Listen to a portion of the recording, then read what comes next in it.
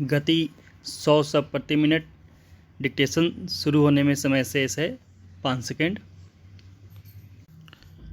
Ready start.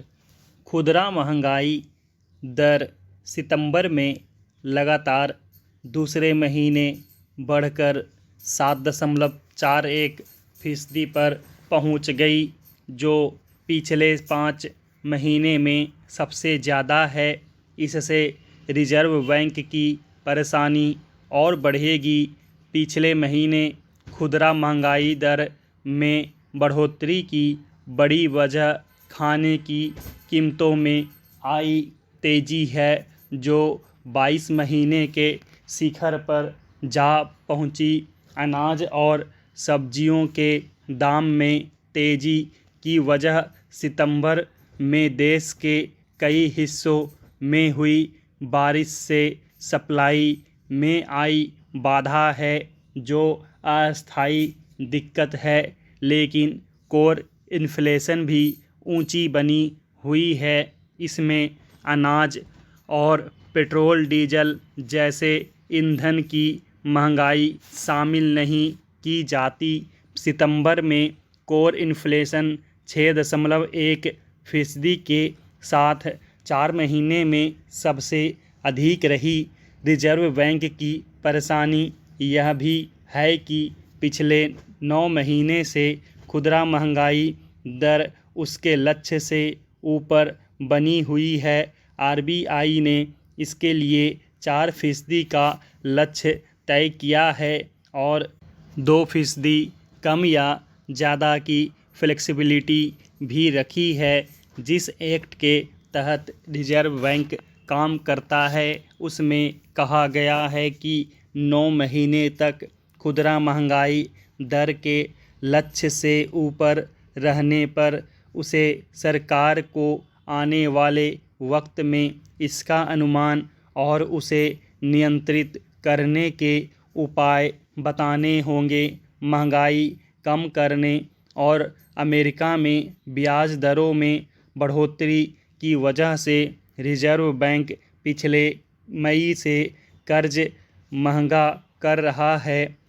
कर्ज महंगा होने से डिमांड कम होती है, जिससे महंगाई पर अंकुश लगता है। मई से अब तक आरबीआई नीतिगत दरों में 1.9% की बढ़ोतरी कर चुका है। अभी रेपो रेट 5.9% है, जो कोरोना महामारी से पहले के स्तर से भी अधिक है। माना जा रहा है कि दिसंबर के पहले हफ्ते में भी आरबीआई ब्याज दरों में 0.35% का इजाफा कर सकता है। इससे आर्थिक ग्रोथ पर दबाव बन सकता है। अंतर्राष्ट्रीय मुद्रा कोष ने हाल ही में वित्त वर्ष 2023 में जीडीपी ग्रोथ का अनुमान घटाकर 6.8%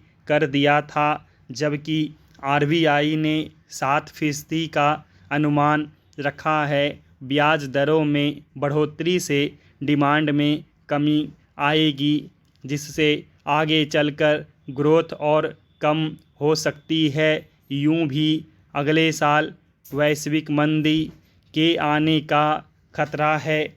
मंदी से भी ग्रोथ में कमी आएगी, जिसका असर अभी से निर्यात की कमी के रूप में दिखने लगा है। दूसरी तरफ सरकार का ध्यान ग्रोथ बढ़ाने पर होगा।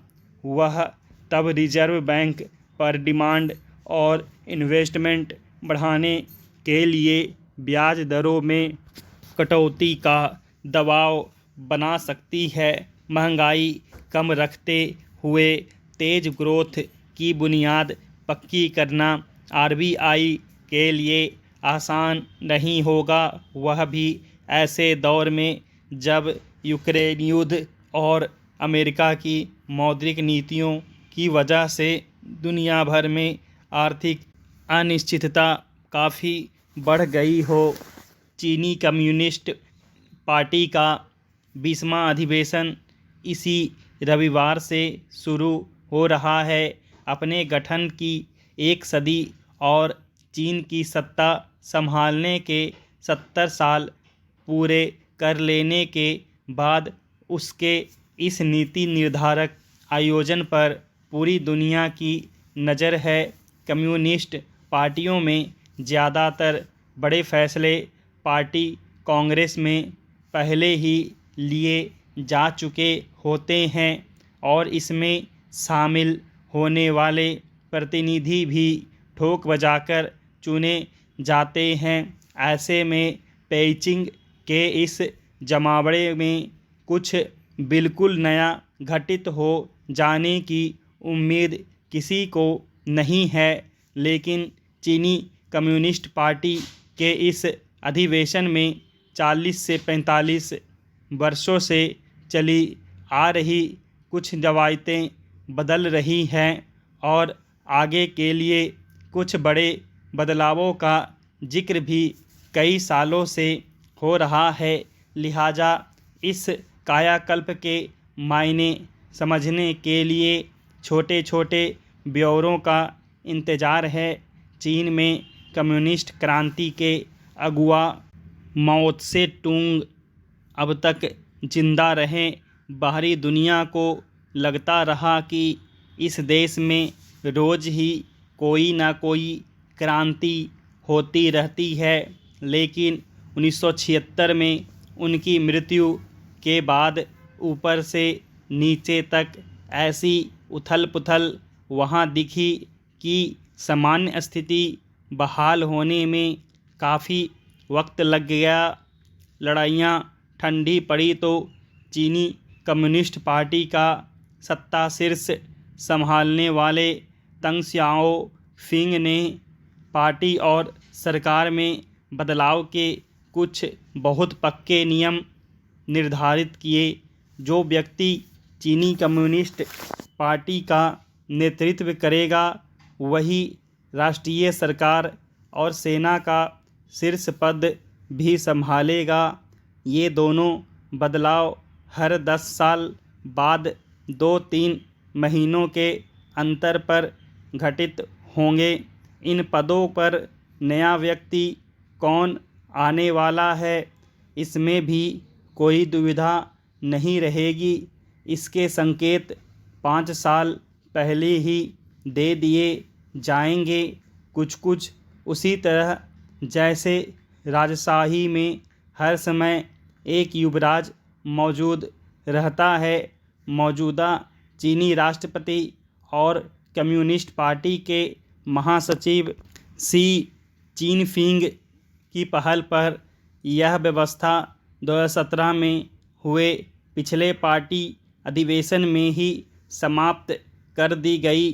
शी का कहना था कि इससे यथास्थितिवाद को बढ़ावा मिल रहा है और भ्रष्टाचार के संस्थाबद्ध होने में यह बहुत बड़ी भूमिका निभा रही है।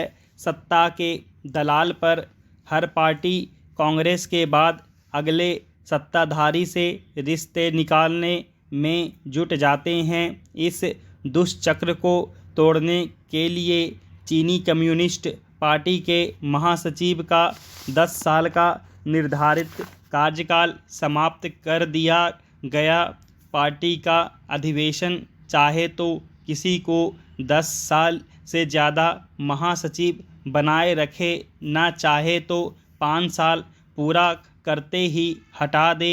इस फैसले की व्याख्या इस रूप में की गई कि इसके जरिए शी चिनफिंग ने खुद को जिंदगी भर सत्ता शीर्ष पर बनाए रखने का इंतजाम कर लिया है। अभी शी चिनफिंग को 10 साल पूरे हो चुके हैं और उनका तीसरी बार भी पार्टी और देश की सत्ता संभालना तय माना जा रहा है। इस अधिवेशन में सबसे ज़्यादा गौर इस बात पर किया जाएगा कि पार्टी के केंद्रीय नेतृत्व पॉलिट ब्यूरो स्टैंडिंग कमेटी में 55 से 60 साल के बीच की उम्र का कोई व्यक्ति शामिल होता है या नहीं, जिससे आगे चलकर शी चिनफिंग की जगह लेने की उम्मीद की जा सके। ऐसा नहीं हुआ तो इसका अर्थ यही लिया जाएगा कि यह नेता पूरी ज़िंदगी चीन की राजगद्दी संभालने का मन बना चुका है। स्टॉप।